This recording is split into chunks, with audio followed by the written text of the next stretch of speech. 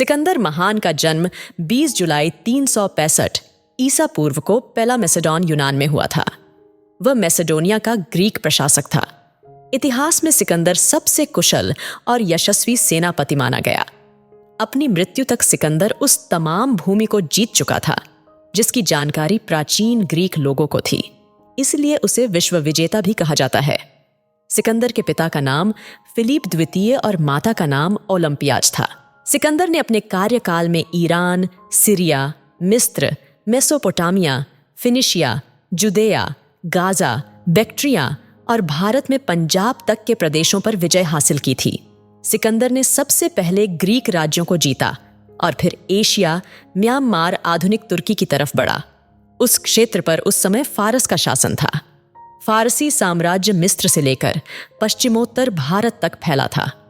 फारस के शहदारा तृतीय को 3 अलग अलग युद्धों में पराजित किया। हालांकि उसकी तथाकथित विश्व विजय फारस विजय से अधिक नहीं थी।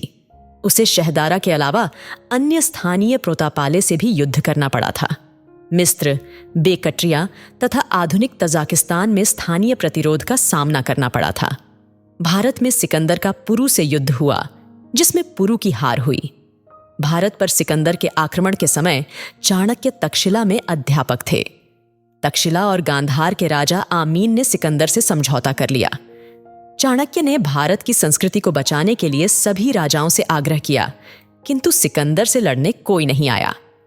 पुरु ने सिकंदर से युद्ध किया था, किंतु हार गया। मगध के राजा महापद्मानंद ने चाणक्य का साथ देने से मना कर दिया और चाणक्य का अपमान भी किया। चाणक्य ने चंद्रगुप्त को साथ लेकर एक नए साम्राज्य की स्थापना की और सिकंदर द्वारा जीते गए राज्य पंजाब के राजदूत सेक्युकस को हराया। सिकंदर के आक्रमण के समय सिंधु नदी घाटी के निचले भाग में विषिविगण के पड़ोस में रहने वाले एक गण का नाम अगल रसाई था। सिकंदर जब सिंधु नदी के मार्ग से भारत में वापस लौट रहा था तो इस घर के लोगों से उसका मुकाबला हुआ। अगल रसोई लोगों ने सिकंदर से जमकर लोहा लिया। उनके तीर से सिकंदर घायल भी हो गया, लेकिन अंत में विजय सिकंदर की ही हुई। उसने मसक दुर्ग पर अधिकार कर लिया और भयंकर नरसंहार के बाद अगल रसोई लोगों का दमन कर दिया। भारतीय सैन्य बल अपने परम रूप में राजा पोरस की सेना में दिखाई दिए, जो सिकंदर का सबसे शक्तिशाली शत्रु था। उसने अरियन के अनुमान के अनुसार 30,000 पैदल सिपाहियों, 4,000 घुड़सवारों, 300 रथों और 200 हाथियों की सेना लेकर सिकंदर का मुकाबला किया। उसकी पराजय के बाद भी सिकंदर को उसकी तरफ मैत्री का हाथ बढ़ाना पड़ा। अगल रसोई जाति के लोगों ने 40,000 पैदल सिपाहियों और 3,000 घुड़सवारों की सेना लेकर सिकंदर से टक्कर ली। कहा जाता है कि उनके एक नगर के 20,000 निवासियों ने अपने आप को बंदियों के रूप में शत्रुओं के हाथों में समर्पित करने के बजाय बाल बच्चों सहित आग में कूदकर प्राण दे देना ही उचित समझा।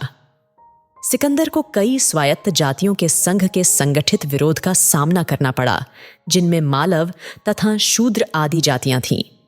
जिसकी संयुक्त सेना में 90,000 पैदल सिपाही, 10,000 घुड़सवार और 900 से अधिक रथ थे। उनके ब्राह्मणों ने भी पढ़ने लिखने का काम छोड़कर तलवार संभाली और रण क्षेत्र में लड़ते हुए मारे गए। बहुत ही कम लोग बंदी बनाए जा सके। 325 ईपू में सिकंदर भारत की भूमि छोड़कर बेबीलोन चला गया।